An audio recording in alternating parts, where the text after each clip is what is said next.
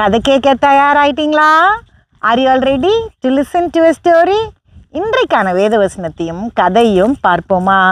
Shall we see today's Bible verse and a story? நம்ம வாழ்க்கையில் எதையாவது ஒன்று குறை சொல்லிகிட்டே இருக்கிறோம். We always blame something in life. மற்றவங்கள குறை சொல்கிறோம், இல்லைனா நம்மளை நாமே குறை சொல்லிக்கிறோம்.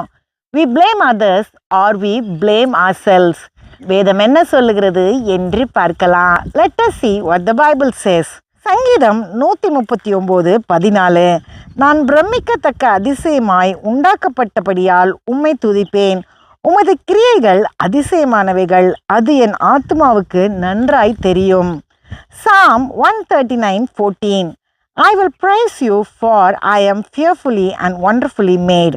Marvelous are your works, and that my soul knows that very well. பார்த்தீங்களா வேதம் என்ன சொல்லுதுன்னு? நம்ம கடவுள் நம்மளை நேர்த்தியாக படைச்சிருக்காராம். See what the Bible says? God has created us marvelously. நம்மளை மட்டும் இல்லை, உலகத்தில் படைச்சது எல்லாத்தையுமே அவர் நல்லா படைச்சிருக்காராம், சிறப்பாக படைச்சிருக்காராம். Not only us, God has created everything in this world perfectly. ஒரு மனிதன் இருந்தான். அவன் குயில்கிட்ட போய் சொன்னான், உன்னுடைய பாட்டை நான் ரொம்ப நேரம் கேட்டுட்டு இருந்தேன், ரொம்ப நல்லா இருக்கு அப்படின்னு. There was a man. He went and told the cuckoo bird, I am listening to your song. It is very good. ஆனால் நீ கருப்பு நிறத்தில் இல்லாமல் வேற நிறத்தில் இருந்தா அழகா இருப்ப அப்படின்னு. But instead of being in black color, if you are in some other color, you will be very pretty. அதே மனிதன் கடற்கரைக்கு போனான். அங்கே கடல் அலைகளை பார்த்து ரசிச்சுட்டே இருந்தான். The same man went to the seashore. He saw the waves and he was admiring it.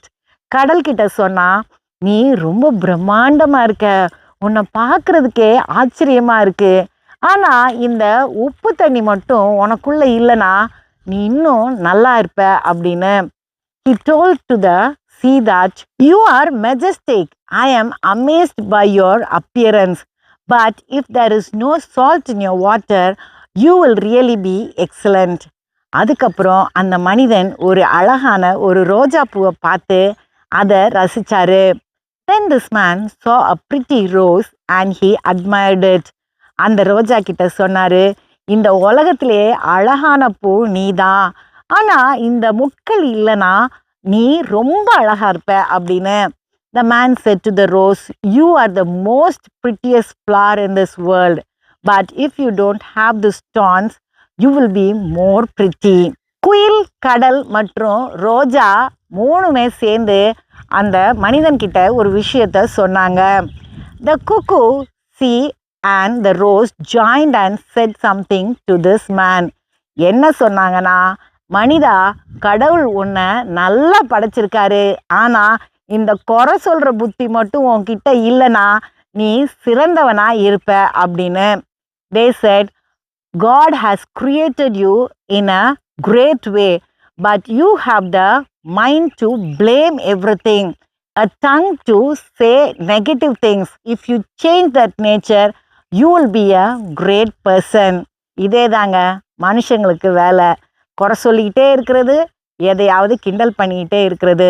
This is the nature of human being. They blame everything or they tease everything. அடுத்த கதையில் சந்திப்போம். Let us meet in the next story.